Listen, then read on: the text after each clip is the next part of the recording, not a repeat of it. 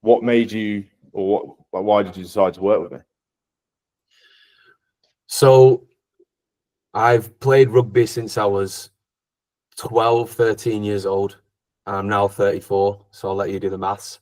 I'm retired and I've had post concussion syndrome for about 9 years. How many concussions I've suffered from, I can't tell you. I suppose that's one of the scary things about maybe being an older rugby player. Obviously, there's people older who probably have way more than me. And there's people probably suffering from post concussion syndrome similarly to me who've played less. So my most recent concussion was about 3 months ago, and that gave me some of the worst symptoms I've ever had. You know, from migraines to lack of focus, loss of memory, working memory particularly was poor, trouble sleeping, and in particular for me was the anxiety that came around with, you know, what was that a really bad concussion, and is this the way it's going to be forever? And then I was doing some of my own research, because not that the NHS is poor for service, but I feel like every time I've gone to the doctors about concussion, I've never really got the solid answers that I've wanted, and neurologists can be quite doom and gloom with some of their answers for me in the past, and haven't really helped me very quickly. And I needed a quick answer, and I came across you, and I came across Conquer because I was researching, you know, these supplements, and I came across you, Barney, and I'm really, really happy that I did. So I saw your approach to concussion, and as somebody who has gone through it yourself, somebody who, you know, has been put into retirement early, which I'm sad to hear, but equally I was interested to find out what your story was. And when I found out that you were looking at helping people, that's when I reached out, and I was over the moon with the response. So that's my story. Awesome. Thanks, mate. Appreciate it. And so would you say that my approach is, how would you say it's different to the neurologist's approach? So if you could elaborate on that a little bit more, like, would you say that I give you more direct answers and direct places to find the help, and how would that help you? I think obviously neurology has a place if there's a brain injury, which has to be helped through that specialist. The problem is with concussion is obviously as it's microscopic and as it's degenerative if you don't look after it. But I think your approach was that you can do things to speed up the recovery process, and that's from your research and from your experience. I'm not saying that, you know, neurologists are extremely well equipped people to advise, but I just think that relatability for me as a player or an ex-player was really important. I don't know how many neurologists play rugby, but I maybe given the research that they understand of how a concussion affects you long term, definitely all the neurologists that I've seen, which the 3 of which I've seen, some in America when I used to play out in California, none of them had even had a concussion. So the relatability that comes from your perspective makes your way of dealing with the concussion a sort of recovery process. And I think having that experience makes you extremely approachable. It makes you really empathetic, and I think you know when to turn the screw. So with people that I've seen before who've tried to help me get back to how I would say, well, my normal level, I think it's been very, right, we'll see you in 6 weeks, try these exercises, and then you get it a week in, and from that point forward it's like, well, I need something more. I feel like I can do this now. And that's usually because, you know, it's on the NHS and the NHS is fully loaded. You know, that they struggle, they wouldn't be able to do a weekly appointment, for example, which we have, which is really beneficial.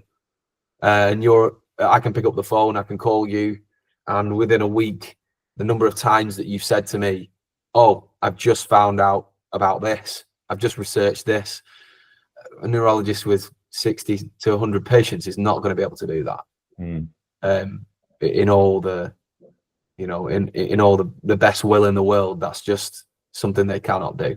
So I think with you being a sort of specialist in your area and having so much passion towards it, but also it's so specific in what you're researching, it's really beneficial, and that's the difference. Awesome. Yeah, no, cool. That's brilliant. That's what I aim to make it. It's more of a personalized approach and give you that sort of one-to-one accountability sort of coach aspect as well. So that's brilliant to hear. And so if you could give me any tangible results you've got from this, if any, what would they sort of be? So it began to gain traction really quickly. And by traction, I mean results from where I was to where I am now. The progress from the information you gave me to do with ocular rehabilitation, to do with neck exercises, something that I had really never thought about doing. I didn't think the neck would have an effect on it. I mean, I've been told about it before, but I've never really put it into practice. Also, my main issue and the most traction I gained with you was with my confidence in alternative approaches to rehabilitation. So for me, it was always like, well, if I need to rest for this amount of time, then there shouldn't be any sudden changes. Whereas when you showed me some of the information on ocular and exercise at the same time, that, you know, I went from having massive migraines and headaches, not being able to focus. Within 2 weeks, I was back to work. And within a week and a half, I was back to 100% exercise in the gym, which for me is massively important for building my confidence in then getting into other sports. I play other sports too. So it's so important that people understand that it's not mumbo jumbo. It is extremely important to have a multifaceted approach to rehabilitation for concussion. And I think you really help with that. The other thing that you help with is, like I said before, your approach to making me understand how psychotherapy might help. And I've always been one of those blokes that I don't need to speak to someone. I can do all that myself. And now, you know, if I've done things for like men's mental health before, raising money for charity, and I've never really gone into that. I've never really gone into that facet, and that's been one of the most important things that's happened to me. You know, talking to you has been part of that. So yeah, I think those are the really tangible things, and I'm really thankful for you finding those for me.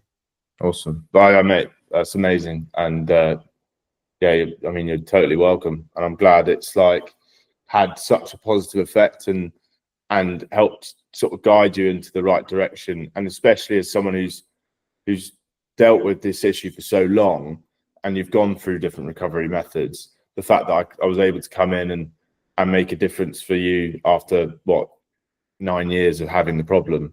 Yeah, it's amazing. And I'm so happy.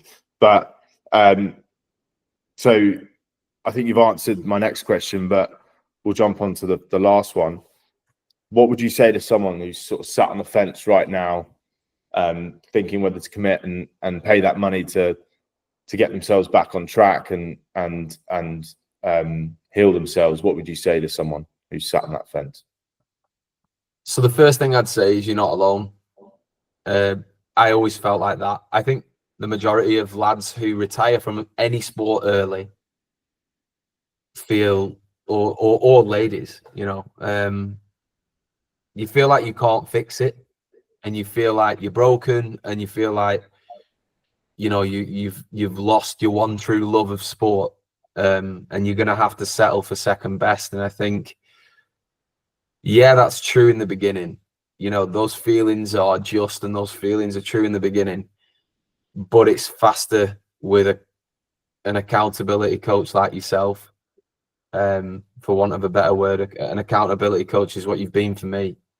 And I think finding your confidence to trust in the process, whereas before I trusted neurologists and I trusted doctors, but it was just not a fast enough recovery for me. Each concussion obviously can have different effects. And this most recent one rocked me to the point where I had to stop work for a little bit, you know. So being a teacher, it's an intense job.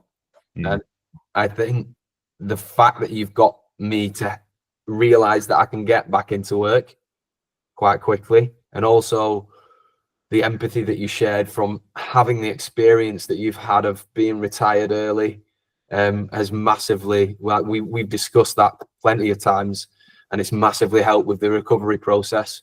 So I'd reach out if you're thinking about it. I'd reach out, you know, I'd have a conversation with you. I'd speak to Barney and I would say that, without sounding too pushy, you're wasting your time not having a conversation for free. You just, you know, it's a really important step, is to speak to people about it and don't feel like nobody understands. You know, having brain fog, having migraines, not being able to focus, are all things that I've gone through. I've been retired 3 times, two or three times, and gone back to play. And if you're someone sat there thinking I'll never play again, that might not be the case. And the decision is in your hands, you know. So to actually reach out to somebody like Barney, it's really important that you do so for your own mental, physical rehabilitation. It's so important that you do. And it's so important that you understand that you can get results much faster with Barney. So that's what I would say. Awesome. Thanks, mate. That's perfect. Yeah. Again, I'd just like to say, like, how happy I am that I've managed to have such a positive effect for you. And yeah, it's very kind words. So I appreciate it, mate.